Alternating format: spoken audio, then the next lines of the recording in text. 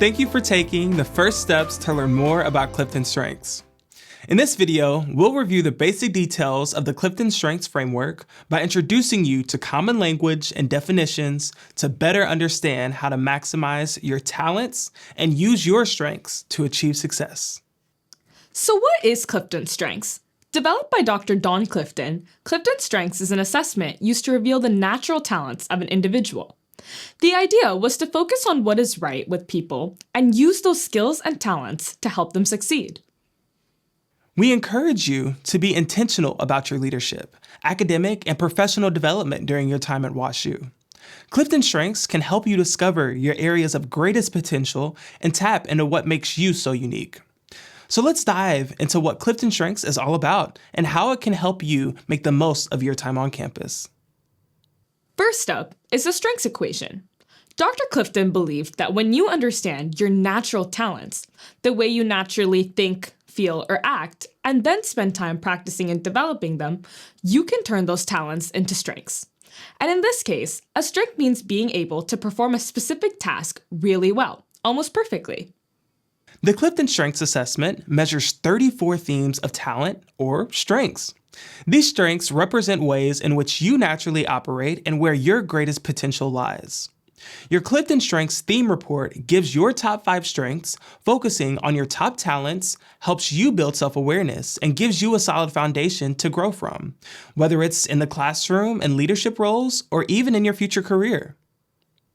So what does this look like in practice?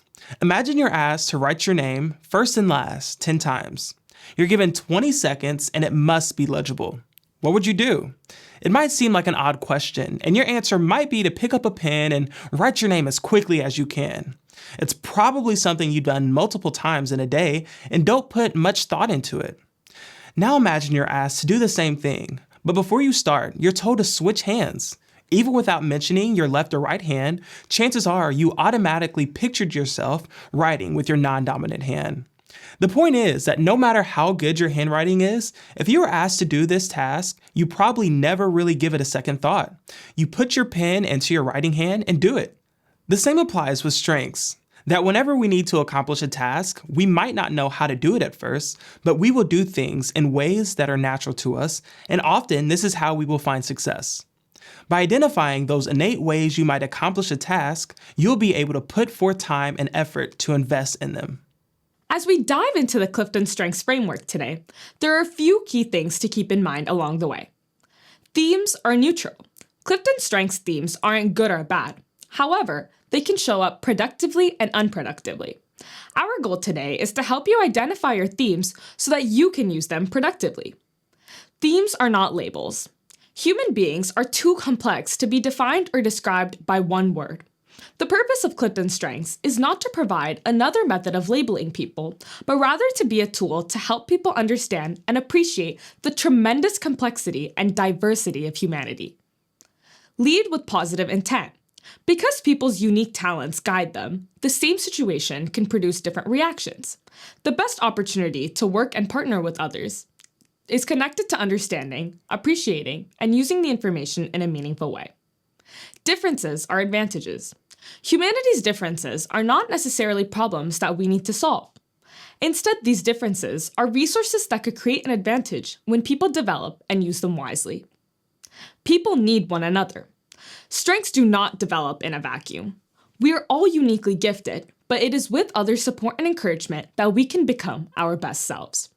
We need other people to help us see what we do not see for ourselves, appreciate our contributions, and gain greater self-awareness. Now that we've talked a little bit about why behind the assessment, it's time to take a look at the assessment itself. To begin, pull up your CliftonStrengths Top 5 report. To do this, follow the instructions you were provided, or you can reference what is on the screen.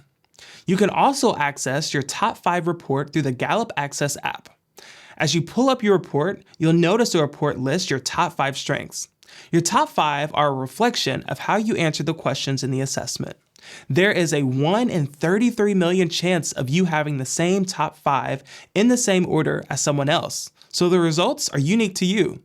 Review your report for a deeper dive into your top 5 strengths. Take a moment to read through these overviews, and while you read through, feel free to note anything that resonates with you, either by writing down, highlighting, or underlining the sentences. Ask yourself, what resonated with you? What surprised you most after reading your report? Which themes would you like to learn about? Click Continue when you're done reviewing your report. Once you've completed your review, follow the instructions provided to answer 3 short reflection questions. And you're all done. Thanks for taking the first step to learning more about CliftonStrengths.